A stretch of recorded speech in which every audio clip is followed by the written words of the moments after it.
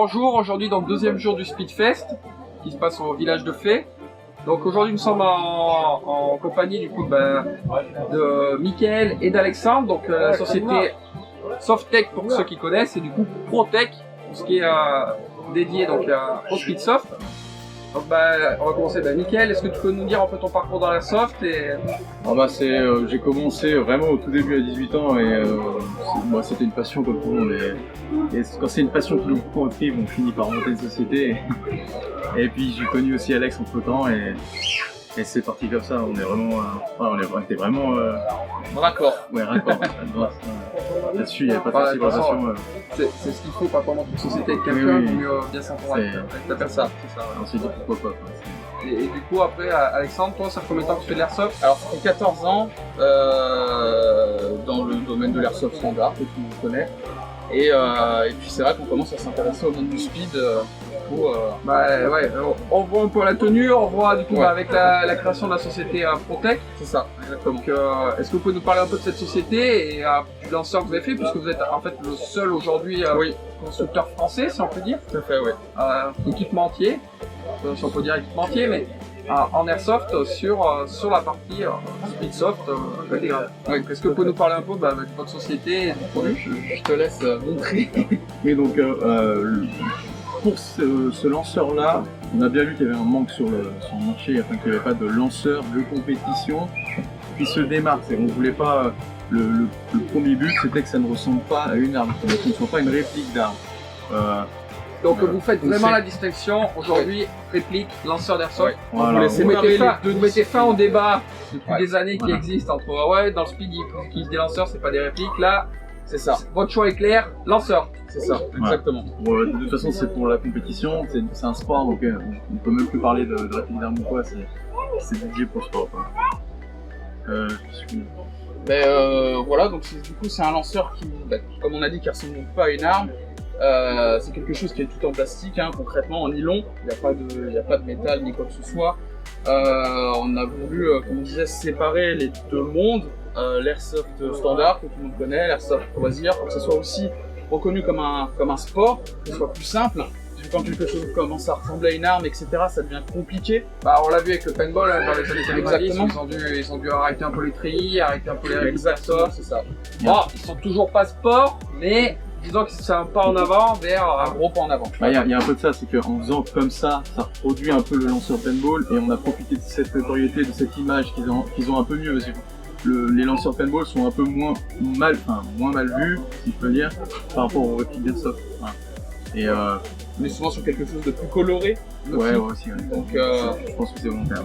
Aussi bien pour la France que d'autres pays. Du coup, ça permet vraiment ça passe un peu mieux que partout, en tout cas. Voilà. Ok.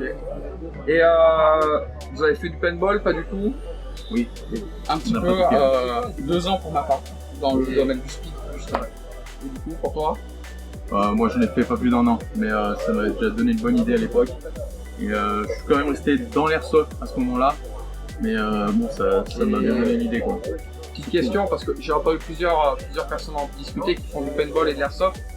Apparemment, on est quand même sur moins cher en airsoft à la consommation de billes. Vous qui avez fait du speedball et du coup du speedsoft, est-ce que vous pouvez nous dire brièvement qu'est-ce que vous pensez des deux disciplines? Aujourd'hui, je pense que le choix est clairement fait avec la société de participation Speedsoft, mais je pense que je peux prendre la parole du coup pour ça. Effectivement, le consommable de paintball, c'est quelque chose de très cher. On arrive vite sur des trainings à des 200-250 € par week-end de billes, donc c'est très cher individuellement par personne. L'airsoft, quand on voit qu'un paquet de billes, c'est aux alentours de 10-14 € les 4000 billes, on peut tirer beaucoup plus sans que ce soit compliqué derrière, quoi. Maintenant, pour tout ce qui est du reste, je pense que ça se ressemble fortement au niveau des tenues, au niveau des techniques de jeu, de l'intensité, etc. Enfin, vraiment, je pense qu'on est dans le même délire, si je peux dire. Voilà, c'est plus sûr. C'est pas une question de le paintball c'est moins bien. Non, c'était pas la question. La question, c'est qu'aujourd'hui, pourquoi plus le speedsoft que le speedball, ou pas plus en fait, peut-être. Ouais, bien sûr. C'est peut-être pas plus, mais moi j'essaie de comprendre pourquoi il y a de plus en plus de speedballers qui viennent d'un speedsoft et j'ai cru comprendre que la première, Le budget. voilà, je la pense. première chose c'est le budget. Ouais.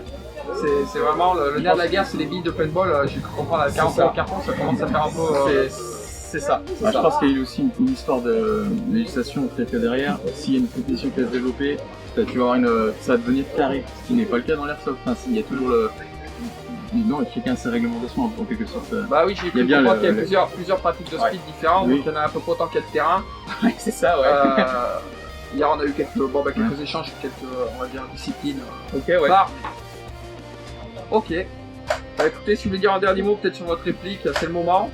Bah, votre lanceur, pardon, Lanceur, excusez-moi, abus ouais, de langage. Je vais rajouter important. quelque chose, c'est le fait justement de ne pas en avoir fait une réplique de quelque chose, c'est que ça a mieux passé dans d'autres pays. Il y a des pays, c'est pas possible, ce n'est pas envisageable que ça ressemble à une arme. Ouais, oui, effectivement, c'est vrai. Là, ça passera. Et aux États-Unis, c'est encore mieux vu parce que le paintball existe déjà et là-bas, ça passe quand même. Et du coup, c'est une réplique qu'on trouve sur le marché tout de suite, qui est en précommande. C'est Alors, vraiment des- Un lanceur, du coup, encore Bah, le point là-dessus, lanceur. c'est important. Effectivement, ouais, c'est en précommande à l'heure actuelle. Les précommandes se terminent à la fin de ce mois-ci, à l'heure où on tourne la vidéo. Et ensuite, ça sera en vente standard. Voilà. On peut retrouver chez Softech ou d'autres commerçants, qui sont revendeurs également. On fait des partenariats avec des équipes aussi pour promouvoir les équipes parce que ça c'est important, ça nous tient à cœur, les mettre en avant également. Voilà, concrètement, c'est à peu près tout. Voilà. Ok, bah écoutez, bon, moi je suis pas très speed, mais bon, je vous souhaite en tout cas une bonne continuité. Merci.